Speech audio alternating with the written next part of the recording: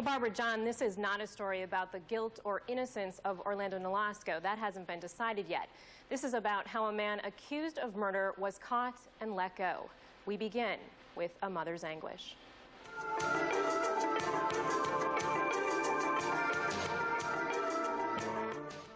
When she died, she took us with her. We might as well be dead now, because we will never rest another day until this man is found. Time has not dulled Hazel Fink's agony. Her misery grows more intense. Her hatred deepens for the man she says killed her daughter.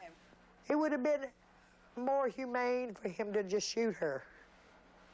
He hit her like she was an animal and left her lay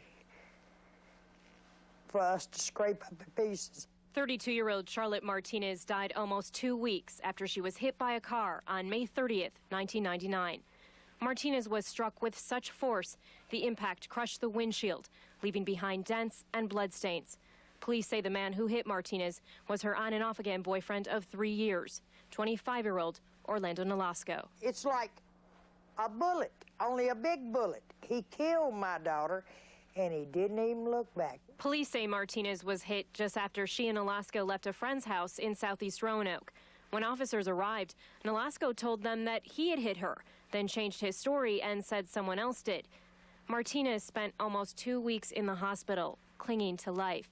Doctors amputated her leg to try to save her. I don't sleep at night. I picture my daughter. You see those horrible pictures? How in the world could you live with yourself knowing that that man done this to your daughter? Once Martinez died, Nolasco was charged with murder, but the charge was dropped, and he hasn't been seen since. If he was here, sitting right here, and I could get my hands on him, they'd pry his heart out of my hands. I would kill him with my bare hands. I have never felt more hatred for anybody in my life. Martinez was the mother of 4 children, a boy and 3 girls. Hazel is taking care of them now. How in the world can I convince these children that life is fair and that we have to live by rules and this and other when somebody can come in out of the country and kill their mama with not a... Do you know these babies didn't even get to tell their mama goodbye? She was in such bad shape that I couldn't take them over to tell her goodbye. Now, before the break, you heard one mother's desperation over the death of her daughter. But there is also frustration, and it's coming from all ends, about why a man accused of murder was caught and then let go. Once again, News Channel 10's Samara Sodos. When Charlotte Martinez died on June 11, 1999, Orlando Nolasco was charged with her murder. But at his preliminary hearing, Judge Joseph Bounds dismissed the charge, saying what happened appeared to be an accident. I think it's fair to say that my reaction, as well as everyone else's reaction in the courtroom, is that we were all completely shunned and shocked that Judge Bounds dismissed this charge. Assistant Commonwealth's Attorney Alice Ekirch couldn't believe it, considering she only had to prove the lowest standard of evidence, probable cause. For preliminary hearing purposes, I think that we had more than enough evidence and the charge should have been certified.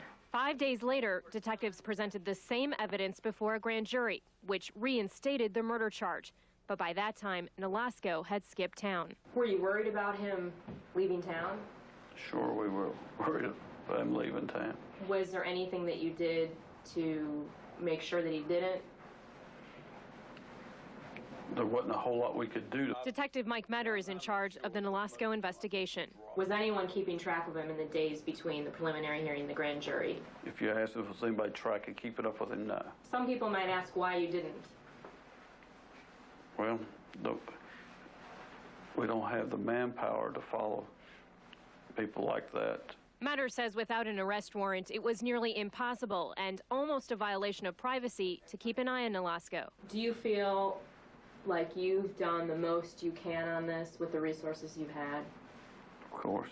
Nolasco is a native of Honduras, and many people guess he's returned there.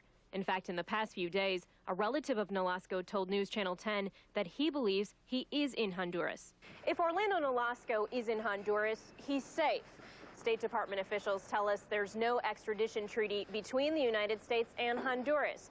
So that means even if police find him there, it's actually illegal for them to bring him back here to face a murder charge. This case is not closed, and if one day we should find Mr. in Alaska, we are ready and prepared to prosecute him. In the meantime, Hazel Fink believes it's a broken system that lost track of her daughter's killer, and she'll do whatever it takes to fix it. If I can't get this man back here in the United States for justice, I will travel wherever he is. But somebody is going to help me prove to these kids that there is some justice. I will do anything. I will never rest another day in my life until this man is caught.